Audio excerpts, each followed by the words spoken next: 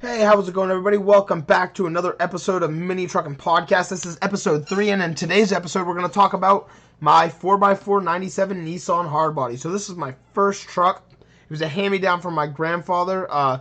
Basically, when I was growing up, I always used to go out with him and do steel runs. We'll bring steel to the scrapyard, or we'll pack leaves in the back of the truck and bring it to the transfer station, or move wood around the yard, or whatever. It was just a yard truck for him, and he would always tow it behind his camper. It was kind of the main point of why he got the truck. Today we're just going to kind of talk about, my entry into mini trucks. This is the truck that started it all for me. Started kind of like a mini legacy. My purple truck is very well known locally to where I live. I wouldn't really be here without this little black truck to kind of guide me along.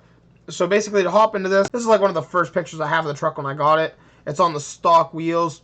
You can see in the front here, it's got the mounts where it was towed behind his RV.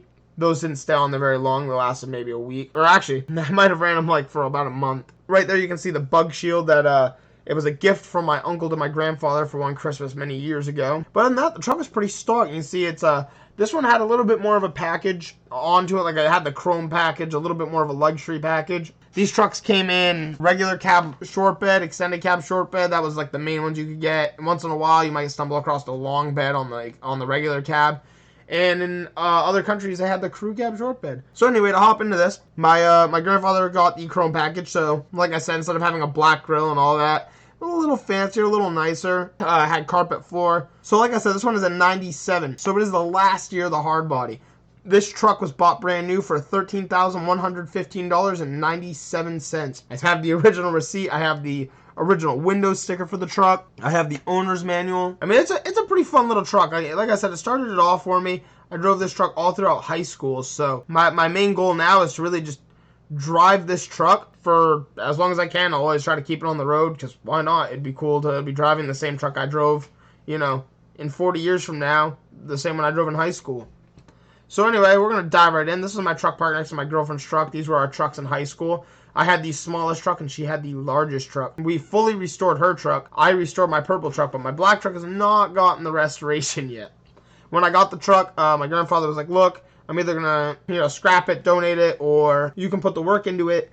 And we did. It was $500 into work. Ran a whole new exhaust, new rocker on, I think, just the driver's side. I think that was about it. A new fender, too. That's actually in this picture, you can see that's the new fender because I'm missing the mud flap temporarily. I was a big fan of this truck, though. Another thing, too, that you could get is mine is the KA24E four-wheel drive with the 5-speed. Sometimes you can get them in automatic, and you can get a V6 that I don't know if it really ever came with a stick. I'm not too sure. It's not very common if the V6 ever did come with a stick shift. Usually if you get the V6, it was more of a luxury package, so that always came in an automatic. As far as my knowledge goes, they might have came with a stick, but it's probably pretty rare. But like I said, this is about the time I first got the truck on the road. Like I said, I'm missing that fender flare, so it's all pretty fresh. I'm still rocking the camper tote things, that's how you would tow it behind his camper. And like I said, we fully restored my girl's truck, so it doesn't look anything like that now. So this is kind of like the early modification route of my truck. So I ended up cutting the bed bar out of a little Sonoma in a junkyard truck. And at first, I was going to run those lights, but the truck looked like Mickey Mouse. I hated that. If I had 4, maybe it would have looked really good. I wanted it to be very period correct for the 90s. This was way before I ever had the purple truck. Not too long after, we ended up mounting this light bar I got for Christmas from my girlfriend. It was a gift and actually worked way better. The lights actually in the back were never hooked up. They were just propped into place, and I didn't really care for the look. I did have a bed liner in the back of the truck at one point. This was a simpler time. I was on the stockish wheels. They were just Goodyears, regular road tires. I added a couple fun pictures. I was real young in these pictures. I was probably 16, 17. I was probably about 17 in that photo. I got the truck when I was just about to turn 16. So I was about 15. I've had the truck for about 7 years now. I'm 22 right now. And at one point, I bought an identical parts truck. This is cool. A friend sent it to me. My friend Smalls. And it was like $500 online. I was like, I can't pass that up. Like I said, this was a hand-me-down from my grandfather. I put $500 into it. This one I bought for $500, identical. Same year, color, decals, engine, transmission. A mouse had chewed through the wiring harness. It was rotted, so it was for the better it became a parts truck. I did want to get it on the road, but that never happened. That's a current picture of what the parts truck looks like right now. It was in my driveway for forever, and when I got the purple truck, my parents were like, you need to get that thing out of here. So I brought it somewhere else, and I actually still to just this day. I just picked up some parts off it for my 4x4 literally like last week. You wouldn't think there's anything left of it. Here's some pictures of prom. As you can see now, I got the mud clock streams on there. They were just like 31-inch tires. Beefed it up a little bit from the stock size. Sure enough, I had a friend, and my friend and I were just kind of messing around. We were merging. I mean, we were going maybe like 15, 20 miles per hour, and basically shifted too hard. My transmission let go. I was, like I said, 17 probably about the time, and that was the first time I blew a transmission in the black truck. So, perfect time to say this. This is when I blew the transmission in the black truck. The truck sat in the garage for forever. And if you ever have to change a transmission in these or do a clutch, it's way more fun in the two-wheel drives. The four-wheel drives, you know, same as the two. You have to get past the torsion bars, but it's not as bad in the two-wheel drive. The 4x4s, you have your whole transfer case. It's a wicked mess. And you can see there's no shocks or upper control arms because at this time, we ended up actually lifting the truck up with the rough country lift, which I do not recommend if you have a Nissan hardbody. We have the 4-inch rough country lift on my girlfriend's white Ford. It's good for that, but this one was just like a leveling kit. It wasn't really worth the money. It wasn't that noticeable. Might be able to see it a little bit in like these pictures, like it sits a little higher, but the back sits way higher than the front. My torsion bars are max tight to get that lift. You can see the black truck right back there. But yeah, that's about what the truck looked like. I mean, I had a lot of fun with it. I wanted to make it something like really, really nice. You know, it's a little easier to build a two-wheel drive. This is a picture when I first got the purple truck. I will make a full another video for you guys another day talking about the whole history of my purple truck. You know, what makes it so special. I've literally, just a really quick thing. It was an original 90s mini truck. I completely restored it. So every single piece, part, panel you see, I've changed all the glass, all the trim, doors, hood, fender, lights, lenses, bumper, grills, suspension.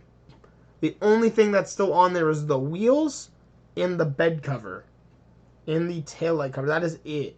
And I know that those three parts sound like a lot, but they're not. Like, I've changed everything. I cannot stress that hard enough. So when I rebuilt the purple truck, my goal was to keep it as close to the original build as possible. And I talked to all the other owners before me. There's a lot of history behind it. I have a video on my main channel at Japanese Minitrucks where I talk about my 91 Nissan hardbody, and it's funny because I made that video and then like literally a week later I wrecked the truck, and now there's way more history to it than ever before. And that's like my top viewed video. And it's not even the whole story of the truck. It was a rough truck, shattered windshield, all those other things. I'll make another video for it. We can dive into it later, but just know I've changed everything on the truck, and I needed to add these photos just to kind of show you guys. I mean, it was cool. I was really excited. I had my 4x4. I had my two-wheel drive back there. You can see my parts truck. I mean, things were going really good in that point in my life. I was really excited. And here's a picture. The only thing I never paid for, my parents never paid for anything ever. I've never asked for a cent towards gas. But I did pay my insurance on just my 4x4. When I turned 18, I said, hey, I have this new truck. I want to register both trucks under my name because I was 18. I was legally allowed to own a vehicle at that point. So I went out and registered the trucks. I insured them myself. And that was a picture of me getting both the plates for the trucks, which was pretty sweet. So when I registered the purple truck, I registered as a custom vehicle, which is kind of a cool thing. But I mean, even then, you can kind of see the windshield shattered. And you can see I started swapping panels around. And I rode that grill out for forever. It wasn't until my first accident I changed it when we painted the truck. But yeah, it's got a lot of history behind it. This was a drawing done by Toby Coolman on Instagram. He drew this from many years ago, man. I think it's been like 3 or 4 years. And as you can see, my truck hasn't changed much. You'll kind of see as we go that I put all my attention towards the purple truck, and I didn't give my black truck enough attention. I mean, I just keep it on the road. It was a heavy work truck. I mean, this is its prime. It looked beautiful here. I wanted to lift it higher, though. It's something I've always wanted to do, and I'm actually kind of in the works with it right now. The hard thing about doing YouTube videos for you guys on my main channel is I've done so many things, but there's little things I need to do to finish up these videos, and they're going to be great videos. I mean, I have a couple crazy videos coming out. There's like little things I still need to complete before I can make a full video to upload for you guys, because I don't want to rush through content and then not give you guys good content. I don't want to upload anything that's not good. But yeah, even right here, you can see now there's vents in the bumper. high as can possibly be. I think it's just as high as my 4x4. Not really, but I mean, it's pretty high. Oh, and check this out. I actually wanted to point this out in another clip. Right here, you can see that I have the clear side lenses and the clear blinkers. Like I said, huge advocate for clears. And on the purple truck, instead of my blinkers being there, I put the billet vents. You can get them on eBay. I get that question all the time. The front lip is an S10 front lip. The fender flares are 4x4 fender flares. I started to redo the truck, and it needed way more restoring than I could have given it at the time. But then I had gotten T'd a couple months after. I restored the truck, and then I got hit in a 55 mile per hour head-on collision, redid it again. I'm sure you heard it all. But I got rid of the blinkers here and made them my side marker lenses, which is kind of a cool little thing to do. And this picture, oh yeah, you can kind of get a glimpse of that clear taillight. We're on the General Grabbers, the new 31-inch tires, which my truck is still on today and needs to be taken off them. They are rough. They are getting bald. I did this custom little headliner in the truck. The headliner in the truck was sagging, and they want like a couple $100 to get a new one, and I was like, no, it's not gonna happen. So $20 Nissan flag. I might swap it up in the future. I did this one when I was probably about 18. It was just kind of a cool thing to do at the time. I was like, all right, cool. It's a Nissan flag. It's $20. It looks way cooler than the stock headliner. I do miss it though. It's cool. It just gave a little bit of a feeling to the truck. It didn't really fit much, but usually a little tacky. But it's kind of cool. I don't know. Just a custom headliner. Something to do one day. Here are the clear tails. Beautiful. I did, unfortunately, someone hit and ran me on the back of the tailgate here and put a little dent right there. There's some other cool pictures. And, yeah, we're just kind of walking through. This was before the clear taillights. Another old picture. I was probably about 17, 18. Always wearing boots. Always wearing boots. You could, wouldn't find me without them. This is a cool picture, too. There was a kid that lived down the street from me, and for a little while he had this, I think it was an 86-ish Datsun 720 pickup. Actually, it would have been a little before. It would have been like early 80s, because it was pretty much Nissan at the end of the 720. But anyway, this one was cool because it was a diesel engine. A little straightforward diesel. And I wish I would have known he sold the truck. I would have loved to have bought it. They make beautiful lowrider pickups. And the fact that it was a diesel would have just been strange. It would have blown people away. It would have been really cool. I really added this picture too so you could peep. I had to add another aftermarket fender, and I didn't paint it, so it started to look really ugly. I did paint it in time. But one thing I forgot to do is I forgot to add this little rubber grommet for my antenna. And I had water leaking down in here and soaking my cab all the time. It was just because of a little rubber grommet. Here's another cool picture. I daily drove the truck every day. It was all I had at the time. I worked for myself. I learned a valuable lesson working with my grandfather. You know, he was an electrician. He worked for himself. He did really well. And he always taught me, like, how to do things in this truck. Like, I remember going over to his house and mowing his lawn every weekend. You know, it just taught me to be self-sufficient. And in this picture, you can see we're just about to go do a metal run, and we have lawnmowers piled in it. I saw these pictures are fun pictures, just the truck piled high with just random things. Look at the wheel gap from right here to right here. Like, I don't know, 8 inches. We freighted it so hard one day. I mean, look right there. That's like 3 inches of gap, and it's just brake rotors and drums. It was so heavy, though. You could feel it in the truck. This is another very prime picture. This is before my most recent accident. You can see I still have the cowl hood on the purple truck, but it was cool. It was my first, OOB is my spot. If y'all are ever around Old Orchard Beach, Maine in the summertime, mainly weekdays, if you want to come meet me, that is the place. Like, we are always hanging out there. We're always with a group. Like, it's so cool. So if you have a cool car, you know where to show up. At the time, I was letting my friend use my black truck and, talk to him into coming to hang out. And so it's cool. I got to have both my trucks together in such a cool spot. And this is a beautiful picture. This is probably the peak of my truck. It starts going downhill after that. It starts rotting. The bed starts rotting out real bad. You can see it bubbling. See my exhaust hanging off down there. But in this picture, this is the first picture you'll notice where I do not have the bug shield. I don't know what it was. Something changed in me one day. I used to love the bug shield, actually. I'm a little torn, actually, of whether or not I wanted to get rid of it. But I love the natural look of the Nissan hardbody. Now we got the Nissan emblem there. And I like it. I'm a big fan. So it was kind of just time to change it up. Kind of a useless mod. I mean, it didn't do anything. And right now I'm working on a video of not a restoration, but a pretty quick, little restoration of the truck, I'll say. Well, I tinted the windows too at some point in this in this small series of talking about the truck.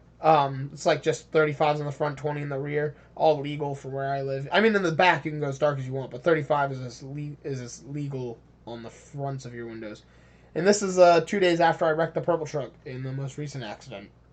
It was October 21st I wrecked the truck, so this is October 23rd. We were at the Endless Car Show. I used to bring my truck out to the Bentley's Cruisin' Nights, the 4x4, way back, every once in a while. So my truck hadn't gone to any car shows since because I had my purple truck. Obviously, I wrecked it, and I love driving my truck, so I brought it out to the Endless meet, and we put up this, just being funny, this little display for the purple truck, and I printed off like 30-40 pictures of the purple truck at Walmart, left them on there, and it's funny, I go over to a lot of my friends' houses and they kept that picture from the day I wrecked the purple truck, and they have them hanging up on their walls and stuff, and it's just cool to see. I think, honestly, the purple truck had a really good impact on a lot of people's lives so far. Like, I met a lot of great people from it. I think it's helped inspire a lot of people, and, I couldn't ask for anything better than that. The car scene is just really all about the community. Realistically, I mean, I love my truck. I would never get rid of either the black or the purple truck. I've met a lot of great people through it, and I think that's one of the most important parts about cars is just that community. I mean, when I wrecked the truck, there's a man named John. He's got that 750 horsepower square body Chevy, the orange one. I did a video on my main channel, and he had offered to take me to Cars and Coffee, and I had just refused because we brought this truck instead.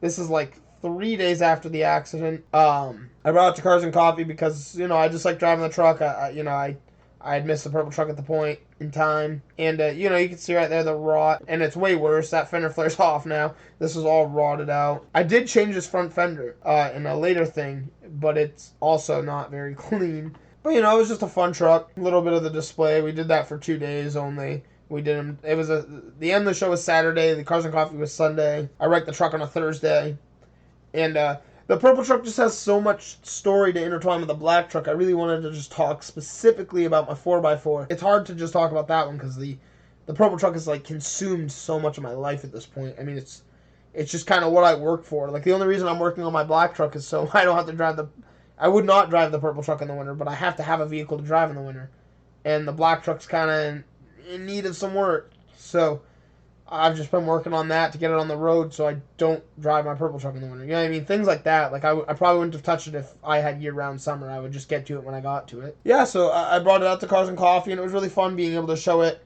for the first time in a long time. A lot of people didn't even know I had the truck. And even on my Instagram, I don't think I have a single picture. It just doesn't do well, and it's kind of irrelevant to the story. But on my YouTube channel, I have a couple videos, and I have a video that I talk about my 97 4x4 Nissan hardbody. So if you ever want to go check that out, definitely can. I mean, the podcast is just kind of a cool way for me to share a little extra info with you guys. Anybody that's really curious about my story, my life, or my trucks. I just want to share that with you guys. So, really quick too, I added a couple pictures of me with the truck. I'm missing a couple, actually. I don't think a couple went through. And then, this little bit more recent photo. This is after the second restoration. No more cowl hood. This is import face-off in the springtime. We won best lowrider mini truck. Every time I've gone to IFO, we have won a trophy except for this most recent one. I got beat by a different vehicle. I honestly think it was just because we've won multiple times and they wanted to share the love. Because I beat the truck last time, so I don't know. I mean, it doesn't really matter. We don't really go so much for the trophies anyway. Car shows are just about fun, but IFO is the one show I do go to compete, so I'm definitely stepping up my game a little bit, and we got some cool stuff coming for the purple truck, so I can, I can just stay competitive with it. But it's all just for fun.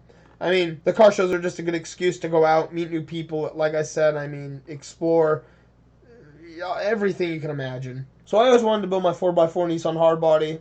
I was, my girlfriend now, I've been with her for 7 years, and her family owns a farm. And, you've seen her big truck, so I wanted to lift my truck and put bigger tires, which we are kind of in the works of doing. Not so much the lifting part, but I got some new wheels for the black truck that I'm excited to show you guys. You guys get to hear about it because you're on the podcast. So everybody on my YouTube channel is going to have to wait to hear about that. But essentially in high school, I was always on my phone instead of, listening to what the teachers had to say. And I was always watching videos on cars. I've always loved cars. I was always like, wow, why would you ever lower a truck? And sure enough, here I am today. We've lowered so many of these things down. It's crazy. And you know, I just remember seeing people LS swap them. You had KKP Angelo, Carbon Kings Performance, Angelo on Instagram. He had this Rat Rod 720, and that was pretty inspiring. And then there was like this, it's called Flatbed Hardbody on Instagram. He's another really cool guy. And he's got a 1UZ swapped hard body, and I mean, that was just an inspiration. And there was another guy, I can't even remember his Instagram tag. It was like LSX hard body. And then there was Pink, there was this dude, he called himself like the Pink Panther. He had this pink Toyota pickup with the sick livery down the side, and I mean, that was grabbing attention. And you know, I was just like, man, I really want to get into the lower truck scene. And so that's kind of what did it. Is just sitting on my phone in high school instead of doing the work I was supposed to do. I've never done a page of homework outside of school ever in time. I didn't care about school. And it's good for some people, but it's just irrelevant to what I want to do with my life. And I knew that from the beginning. So, you know, we're trying really hard to make YouTube a full-time job. Hence why we started the podcast. You know, it was a cool way to share some stories and, you know, hopefully make a little extra income and start making sponsors and sharing, being able to get other people to partner up and hang out on stream with us. Today it's just me, but in the future I'd love to get other mini truckers on here and have them talk about their trucks and their story and what got them into it and, you know, where it's led them. I mean, like I said, I've met so many people. There's so many opportunities out there through cars. I don't know what non-car people do with their lives. Like, there's only so many things. Like, I don't know. I think having a hobby is actually really important, though, all jokes aside. Yeah, so that's pretty much it. That's kind of the beginning intro of what got me into mini trucks, essentially. I've always loved cars. My stepfather has a 74 F100. He cut the frame. It used to be a long bed. Now it's a step side, short bed without the step. It's like a 50s Ford bed on the back. He cuts the... It's really cool. And then we've always picked up different cars and just things like that. I've always wanted to be into cars. So, I mean, it's worked out great. I mean, just everybody's awesome, really. And I love hearing about other people's cars and everything else. But really quick, if you have any interest in wanting to join the podcast, send me a message. Send me some pictures of your car.